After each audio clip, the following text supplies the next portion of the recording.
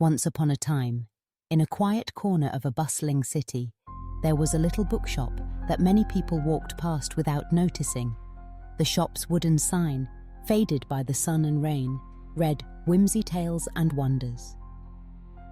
Inside, the shelves were stacked high with books of all colors and sizes, their spines leaning against each other like friends sharing secrets. Some were old, with pages yellowed by time.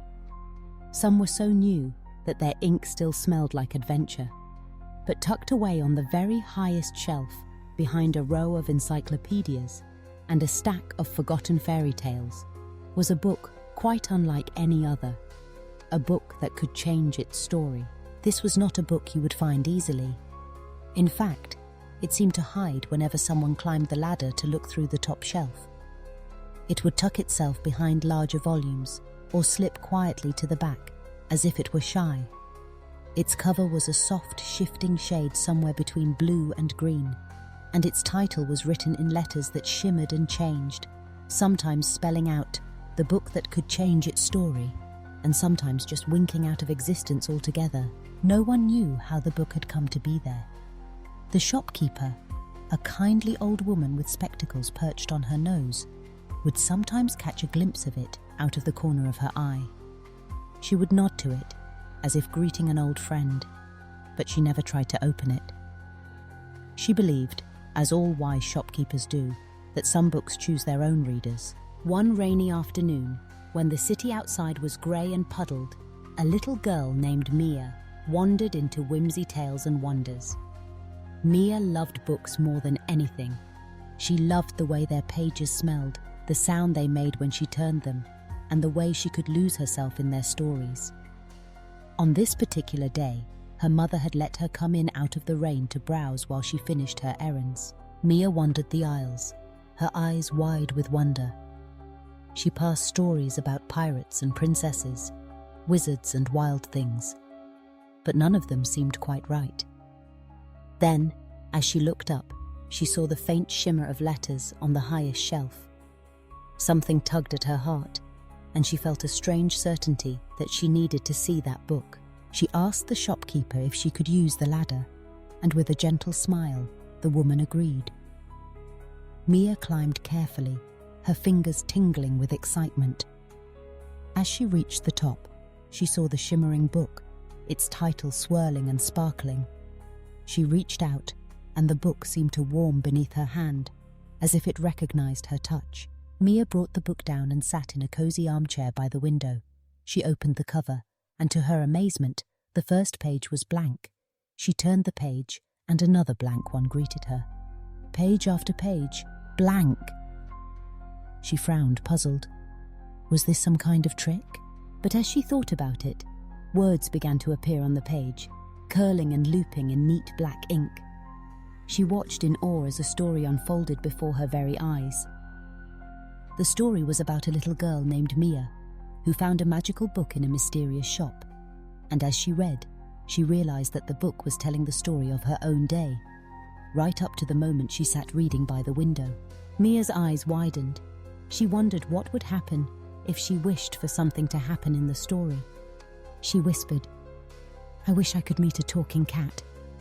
The ink on the page swirled, and suddenly there was a new sentence. Just then, a grey cat with emerald eyes leapt onto the windowsill and meowed. "Hello, Mia," she gasped and looked up. There, perched on the windowsill, was a grey cat with emerald eyes, just as the book had described. The cat flicked its tail and grinned. "You must be Mia," it purred. "I've been waiting for you." Mia laughed in delight. "Did the book bring you here?" The cat nodded. "This is no ordinary book. It changes its story for whoever reads it.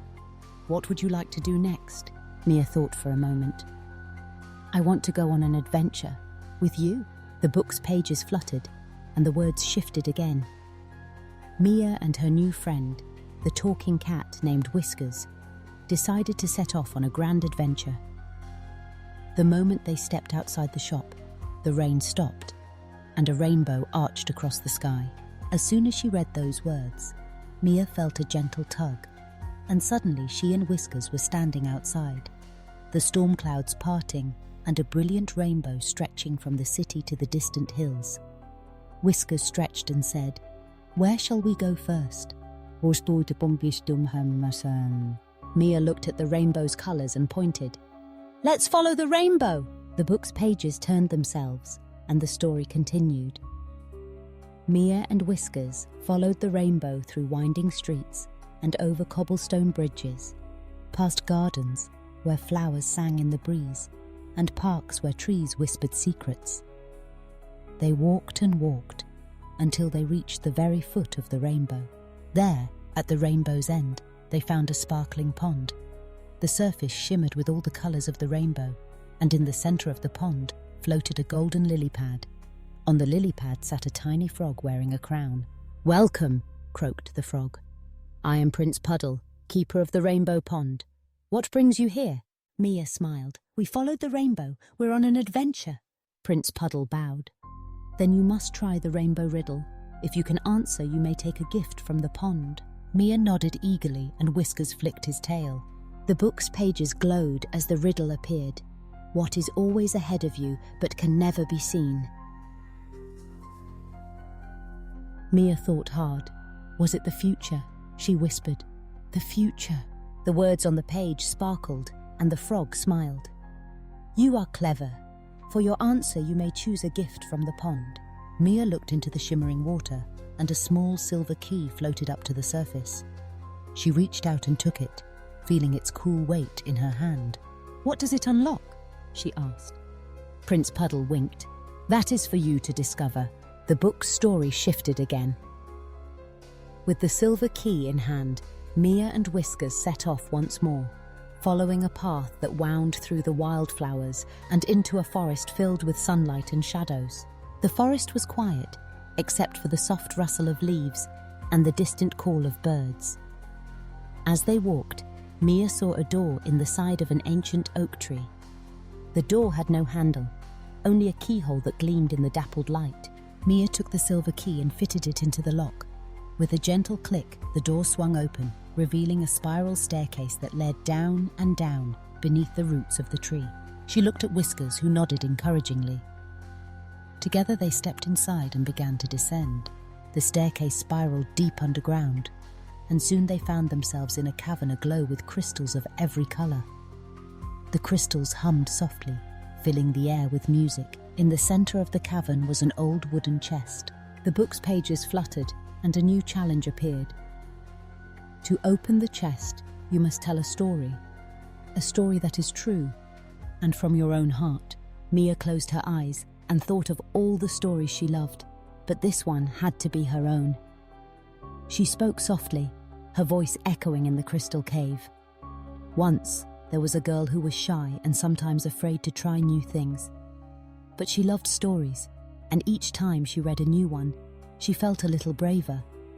She wished she could be the hero of her own adventure, instead of just reading about someone else's. As she finished her story, the chest creaked open. Inside, Mia found a small golden book, its cover blank but for a shimmering heart. Whiskers purred. "This is the heart of stories. It will help you find your way whenever you feel lost." Mia hugged the book to her chest. "Thank you." The cavern's crystals glowed brighter, and suddenly Mia and Whiskers were swept up in a swirl of colour and light. When the world settled, they were back in the bookshop, the rain tapping gently on the windows. Mia looked at the book in her lap. Its pages were now filled with the story of her adventure, her own story, written in her own words. She smiled, feeling braver and more hopeful than ever before. She knew that whenever she opened the book, a new adventure could begin, and that she could change her story, just as the book had changed for her. Years passed, and Mia grew up. She became a storyteller, sharing her adventures with children everywhere, always reminding them that their stories were their own to write, and that even the shyest, quietest voices could shape the greatest adventures. And in the little bookshop on the busy city street, the magical book waited patiently on its high shelf, ready to change its story for the next reader who truly believed. Perhaps one day, that reader will be you. And when you find the book that can change its story, what adventure will you write? For in every heart, there lies a story waiting to be told. a key waiting to be found, and a door waiting to be opened. And as long as there are dreamers who believe in the magic of stories, the book will always be ready to begin again.